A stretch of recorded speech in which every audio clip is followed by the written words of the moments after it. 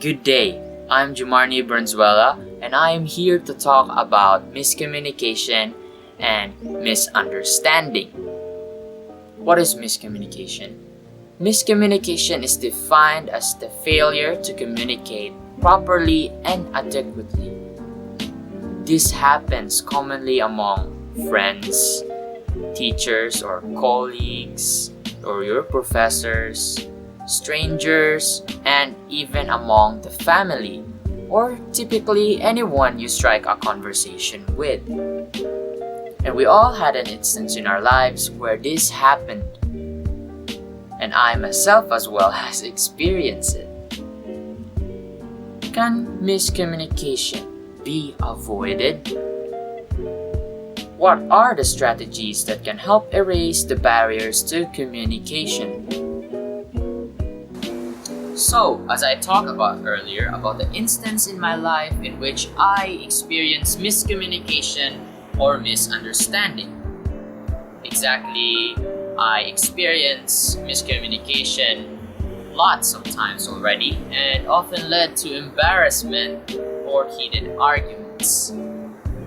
So, this struck to me because this happened in the family. So it was September, Monday around 10 a.m. in which I am now awake. In which you might ask, why would you be awake at 10 a.m.? Well, the answer to that question, if you ask, is I can't sleep early because I have insomnia. Well, as I was awake, I would do the things that would help start my day and do all the things that I want. I ate my breakfast, for example, and brush my teeth, and even take a bath. Of course, take a bath. So, as I was doing the things that I would normally do to start my day, my grandmother walked in the kitchen where I was eating my breakfast peacefully, but I was already done. So she requested me to cook rice, a simple chore that I would love to accept. Seriously, it was such a simple chore, but even if it was difficult, I still would accept it. So, since I was holding my phone or using my phone, I put it back on the kitchen table and plan to get back on it once I am done with the chore. You may ask, why did I put the phone on the kitchen table? It is because it is forbidden in our household to use gadgets while doing chores. So I put it down in order to avoid heated arguments. So I did my chore. I measured the rice, I washed the rice, and as I was finishing on cooking the rice, my grandmother walked in once again on the kitchen and checked up on me. She saw the phone lying on the kitchen table and she got angry and accused me that I was using my phone while doing my chore. It eventually led to the point that she got very angry that she yelled profanities.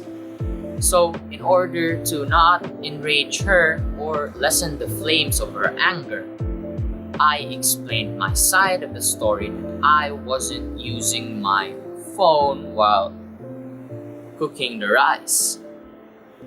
But it enraged her further.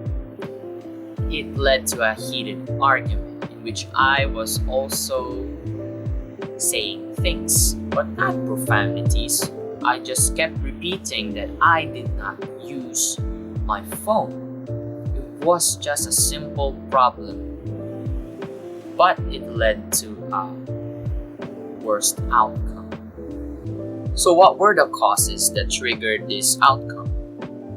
Well, first is the misunderstanding between me and my grandmother that she thought that I was using my phone while doing the chore. Second is when she was yelling profanities and such that I was using my phone. Why are you using your phone while doing chores?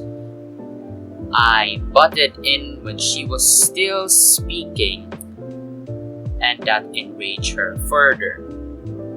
So, what were the present communication barriers at that event? It was psychological barriers. Psychological barriers refers to the mind or emotions or what we feel. And it was psychological barriers because my grandmother was acting upon her negative emotions or what she felt that increased the fire or the flames of the heated argument, and me putting more gas or fuel to it. So what would be the strategies that I would use if I could turn back time and experience that again? I would listen. I would listen to her first, let her yell out everything that she wants to say. And then when she's done, I will explain my side of the story that I wasn't using my phone while cooking the rice. Second, if I were on her shoes, I would take a step back or recognize the stress. I would take a step back, reflect, and ask herself, should I be yelling? And if you feel that the emotion is going to overtake you or you're gonna lose control, step back, take a deep breath, and once you've calmed down, go back and say what you want to say in a respectable manner to avoid heated arguments. Therefore, miscommunication or misunderstanding may be frequent to everyone, but it doesn't mean that it isn't avoidable. Miscommunication can be avoided using the strategies of listening, recognizing the stress, considering tone as well. Most importantly is to listen. Listen first, let her talk or him, especially when that person is angry. Let them vent out. Let them say everything that they want until they finish all the words in their head that they want to let out. In that way, they feel valued and respected, and that calms the flames of the heated argument and not further put more flames and enrage her or him further. Miscommunication can be frequent, but they can be avoided, and there are strategies that can help erase the barriers to communication. Listen, recognize stress, consider your tone. That is all. Thank you.